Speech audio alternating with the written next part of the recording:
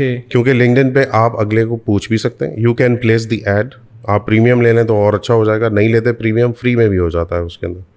सो आप अपना add place करते हैं, वहाँ पे सारी स्पेक्स होती हैं, लोग उस पर अप्लाई भी करते हैं। आप अपना, अगर आपके पास नहीं है फर्ज करें प्रीमियम, तो आप वहाँ ईमेल एड्रेस दे दें, आपके पास सीवीज आने शुरू हो जाते हैं। ठीक। You can call them, plus you can search individual profiles on LinkedIn. हाँ, ये ज़रूर है कि देर आर सम प्रोफाइल्स जो लिंक्डइन पे इतनी ईजिली अवेलेबल नहीं होती, जो कि बहुत ही you can say low management level की होती हैं या लोअर स्किल सेट होता है।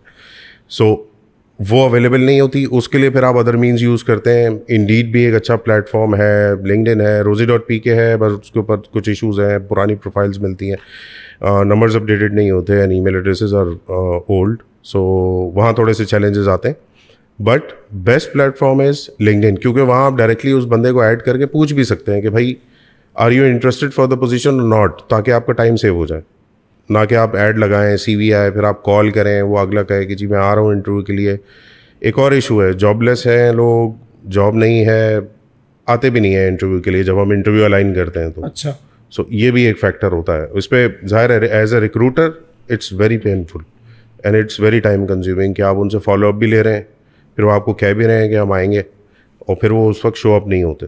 So best platform is LinkedIn. अगर हसन भाई कोई बंदा, किसी भी कैंडिडेट को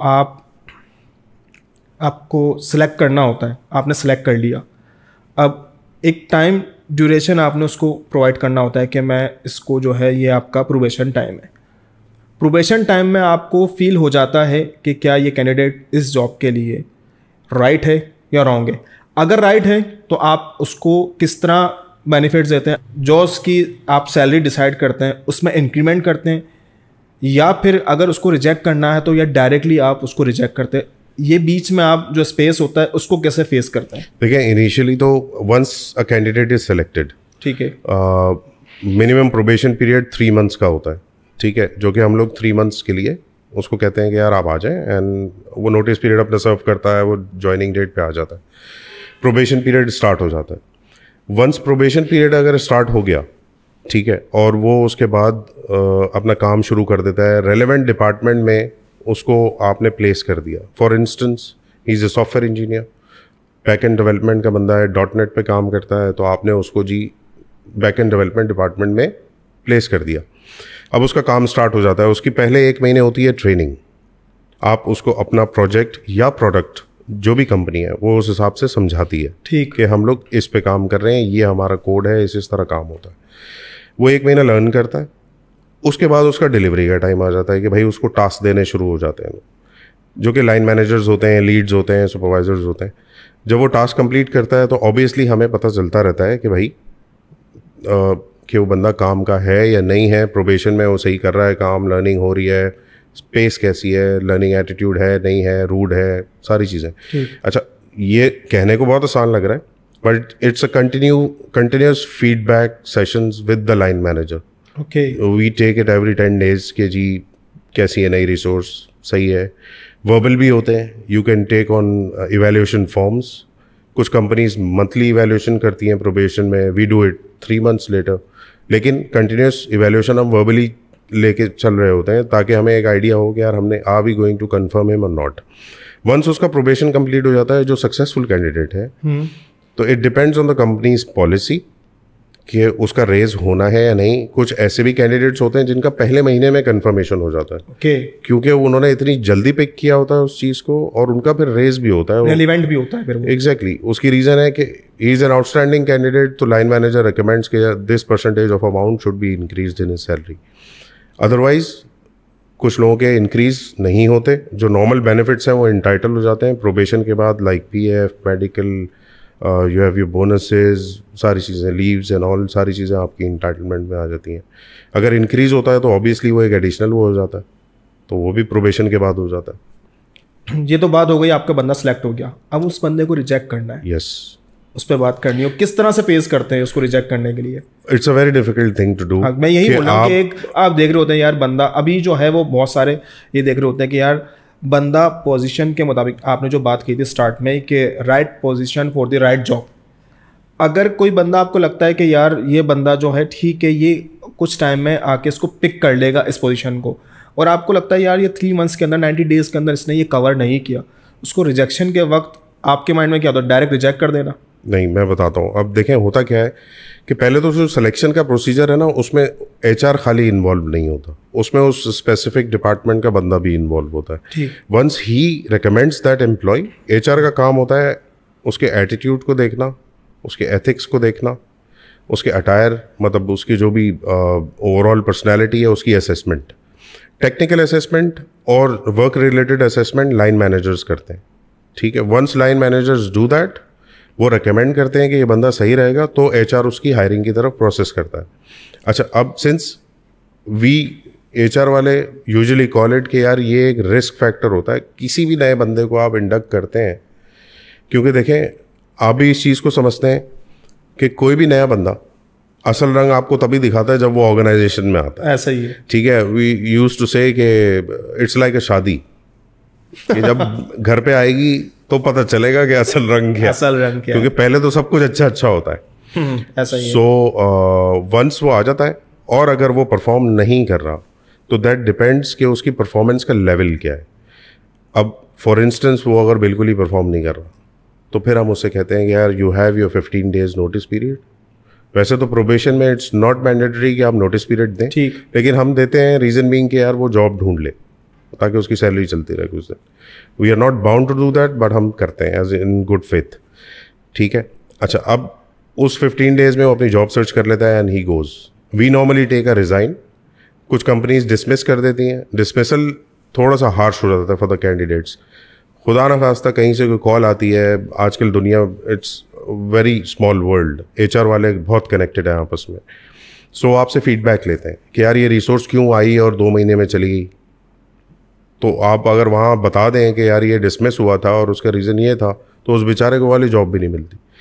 सो दैट्स माई प्रैक्टिस। लोग मुझे इमोशनल भी कहते हैं बहुत ज़्यादा कि आप रिसोर्सेज के साथ बहुत ज़्यादा इमोशनली अटैच हो जाते हैं, आप उनके खिलाफ डिसीजन नहीं लेते। सो दैट्स अ फैक्ट। एचआर में अगर आपकी मम्मी वाली फीलिंग नहीं होगी तो फिर आप एचआर वाले बन नहीं सकते सही। सो वंस जब वो रिज़ाइन कर देता है हम उसको नोटिस पीरियड देते हैं और उसके बाद वो अपना नोटिस पीरियड कंप्लीट करके चला जाता है। हाँ, ये ज़रूर हुआ है कि कुछ ऐसे कैंडिडेट्स हैं जो they are very annoying once they come to the organisation, तो फिर हम उनको कहते हैं यार this is your last date, this is the probation period. Probation period होता क्या है? आप कंपनी को देख लें 3 महीने, हम आपको जज कर लेंगे 3 महीने। अगर वो कंपैटिबिलिटी मैच हो गई that's fine, good to go. नहीं तो हमारे यहाँ तो कैंडिडेट सॉफ्टवेयर इंडस्ट्री में ऐसा भी होता है कि 4 महीने जॉब की, फिर दूसरे थोड़े से पैसे ज़्यादा मिले वहाँ भाग गए। So that's a common practice. Hasan भाई, एक चीज़ मेरे जहन में आ रही थी अभी जो आपने बात की ना, अब ये आपको फेस, मेरे ख्याल से आपने ये चीज़ें फेस की होंगी। अगर कोई कैंडिडेट आपके पास आ जाता है, आपको लगता है इसका प्रोफाइल काफ़ी स्ट्रांग है, इसका रेज्यूमे बड़ा स्ट्रांग है, बट पता चलता है कि उसमें कुछ ऐसी चीज़ें उसने मेंशन की हुई हैं जो फेक है, तो आप उसको कैसे पकड़ते हैं? फॉर एग्जाम्पल मैं कि एक ऑर्गेनाइजेशन के अंदर उसने जो है वो मार्केटिंग में, उसने आपने मार्केटिंग की जॉब के लिए बंदा किया, ऐड लगाया, बट उसने डाल दिया हाँ भाई मुझे मार्केटिंग, अपनी MBA मार्केटिंग कर दिया। और ये डॉक्यूमेंट जो आपको चेक करने होते हैं, आया कि ये एक प्रॉपर इसकी कोई ऑर्गेनाइजेशन है जो कि ये आपको चेक करके देती है, या फिर आपके अपने रिसोर्स के मुताबिक आप चेक कर लेते हैं? देखिए, 2-3 चीज़ें, it depends on companies budget कि वो किस तरह लेके चल रही है इन चीज़ों को। मुख्तलिफ ऑर्गेनाइजेशंस मुख्तलिफ तरीके यूज़ करती हैं। बैंक्स यूजुअली डिग्रीज वेरीफाई करवाते हैं through a third party resource, ठीक है, जिसके चार्जेस होते हैं। वो कंपनीज हैं बहुत सारी, प्राइम HR है, देयर आर मल्टीपल कंपनीज जो कर रही हैं,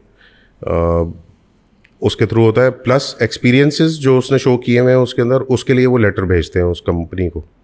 अच्छा, सॉफ्टवेयर हाउसेज में बहुत सारे सॉफ्टवेयर हाउसेज ये करते हैं कि ईमेल्स कर देते हैं सॉफ्टवेयर हाउसेज में regarding the performance of the candidate, तो उससे आइडिया हो जाता है।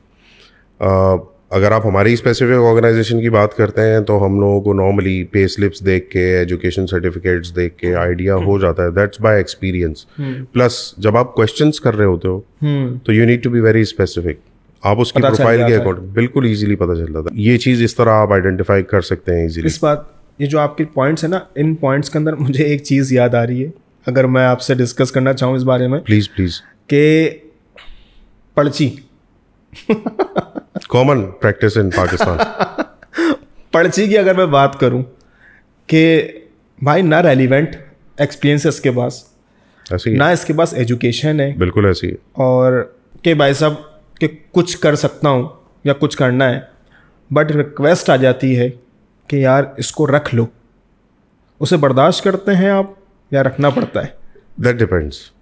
ये एक बिटर ट्रूथ है, कड़वा सच। उसकी रीज़न ये है, दो तरह की पर्ची होती है। एक जो आपने बताई कि यार उसको कुछ नहीं आता, सही है। I normally take his interview, ठीक है। हम उसके लाइन मैनेजर से भी इंटरव्यू करवाते हैं कि यार उसको बता कर करवाते हैं कि यार ये इस रेफरेंस से आया है, ठीक है। आप अपनी टेक्निकल असेसमेंट पूरी कीजिएगा ताकि बाद में कंप्लेंट्स ना हो, because I am not going to be responsible for your department's performance. मैं अपनी असेसमेंट लिख के दे देता हूँ that he is not suitable for that position. Obviously I have experience of 17 years, so I know कि कौन सूटेबल होगा। अल्लाह ताला ने थोड़ी सी सलाहियत दी है जज करने की। So I remember I judged you once when I interviewed you for the HR department too, and I hired you. So वो भी एक दौर था। सो ये होता है। अच्छा, अब ये तो सिनेरियो है, वो स्किल सेट अगर सही होते हैं उसके और वो रेफरेंस भी है, तो हम देखते हैं कंपनी की पॉलिसी क्या है। डिपेंड करता है ब्लड रिलेशंस अलाउ है या नहीं है। सही है। इफ़ दे आर अलाउड और वो बंदा सूटेबल है, ही इज़ हाईली टेक्निकल और वो अच्छा काम कर रहा है, सो हम रख लेते हैं। मतलब दैट्स नो हार्म। यानी कि आप उसको थोड़ा सा चलाने के लिए स्टार्ट में पुशअप करते हैं कि पुशअप भी, प्लस एक और चीज़ ये बहुत ज़रूरी है कि टू अंडरस्टैंड कि जो भी रेलेवेंट रिलेशन में आ रहा है या कोई रेफरेंस आ रहा है, उसकी डायरेक्ट रिपोर्टिंग उसके लाइन मैनेजर वो नहीं होना चाहिए जिसने रेफरेंस दिया है। अच्छा, उसकी रीज़न ये है, once you need a balance in your organisation. मतलब मैं अपने भाई को अपने अंडर रख लूँगा, सही है, एग्जैक्टली। मैं अपने भाई को अपने अंडर रख लूँ, ऑब्वियसली मुझे उसकी गलतियाँ नहीं नजर आएंगी। लोग ये समझेंगे ये अपने भाई की तरफ बायस्ड हो रहा है। सो आई अवॉइड दैट। हम कोशिश ये करते हैं कि अगर कोई रिलेशन वाला बंदा आ भी रहा है या कोई रेफरेंस वाला बंदा भी आ रहा है, so we keep them in different departments ताकि एक बैलेंस भी रहे ऑर्गेनाइजेशन का। सबसे बड़ा इशू पता है क्या आता है? मैं आपको बताऊं, बहुत सारी ऑर्गेनाइजेशन के अंदर में ये चीज़ देखी है और ये चीज़ आपको भी फेस करना पड़ती होगी कि कास्ट इशू बहुत है, ठीक है। अगर कोई किसी कास्ट से रिलेटेड है तो वो अपने वालों को ज़्यादा भर्ती करता है। अगर ये चीज़ें हम देख रहे होते हैं, एक फॉर एग्जांपल मैं छोटी सी मिसाल दूं, मैं शेख, अगर मैं शेख हूं तो मैं प्रोवाइड कर यानी कि मेरी रिकमेंडेशन होगी यार मैं अपने शेख के जितने भी लोग हैं ना उनको अपने साथ कर मैं समझ रहा हूँ आप किस हवाले से बात कर। और अगर मैं, ये चीज़ें बहुत इंपॉर्टेंट है, बिकॉज आप देखें ना कि किसी भी चीज़ के अंदर, किसी भी ऑर्गेनाइजेशन के अंदर, बिलखुसूस गवर्नमेंट लेवल के ऊपर आप देखते हैं ये बहुत बड़ा इशू है कि आप कास्ट के बिहाफ पर आप जो है वो हायरिंग कर रहे होते हैं। ऐसा ही है। और किसी भी कैंडिडेट को मुझे लगता है कि अगर आप किसी स्पेसिफिक जॉब के लिए हायर करते हैं, उसके बाद उसके मुताबिक कोई भी एक्सपीरियंस नहीं होता, बट क्या वो है तो अपना। बहुत सारी चीज़ें हैं गवर्नमेंट में तो खैर यू नो वेल, मतलब पैसा भी चलता है, उसके बगैर जॉब्स कहाँ होती हैं। प्लस ये फैक्टर है बिल्कुल, इसी चीज़ ने हमारी जो इदारे हैं उनको डैमेज भी बहुत किया है। प्राइवेट सेक्टर की आप बात करते हो, इसमें कड़वी यादें आपकी भी कुछ वाबस्ता है, मेरी भी हैं, हमने इंटरव्यूज़ भी किए हैं। I have fought for the same issue with that organisation CEO, if you remember, कि यार एटलीस्ट आप कास्ट को ना करें स्पेसिफिक, क्योंकि आप बहुत अच्छी रिसोर्सेज को खो रहे हैं। लेकिन बट ये उस वक्त का सिनेरियो था, हमने उसमें भी सर्वाइव किया अल्हम्दुलिल्लाह। 1.5-2 साल हम साथ रहे। हम अपने व्यूवर्स को ये एक मैसेज देना चाह रहे हैं कि आपको क्या लगता है कि आने वाला वक्त किस तरह का होगा, और स्टूडेंट्स इस वक्त क्या स्टडी करें कि उनको जो है वो आगे जाके जॉब एक प्रॉपर मिल जाए। क्योंकि मैंने रिसेंटली एक पॉडकास्ट किया है, उसके अंदर AI के बारे में बहुत सारी चीज़ें डिस्कस की है, क्योंकि AI जो अब आ गया है ये तमाम बड़ी कॉरपोरेट सेक्टर्स की जो जॉब्स हैं वो वहाँ के जो कैंडिडेट्स हैं उसको वो खा जाएगा, और मुझे लगता है कि ये ट्रू है। तो ऐसी कौन सी स्टडी करनी चाहिए जिससे आपको लगता है कि आगे जाके इसका स्पेस एक ग्राउंड काफ़ी बड़ा होगा। अच्छा, अब इसमें ना दो चीज़ें हैं। वो ये कि एआई बिल्कुल इम्पैक्ट कर रहा है ऑर्गेनाइजेशंस को। लाइक सॉफ्टवेयर हाउसेज में एक बहुत मेजर पोर्शन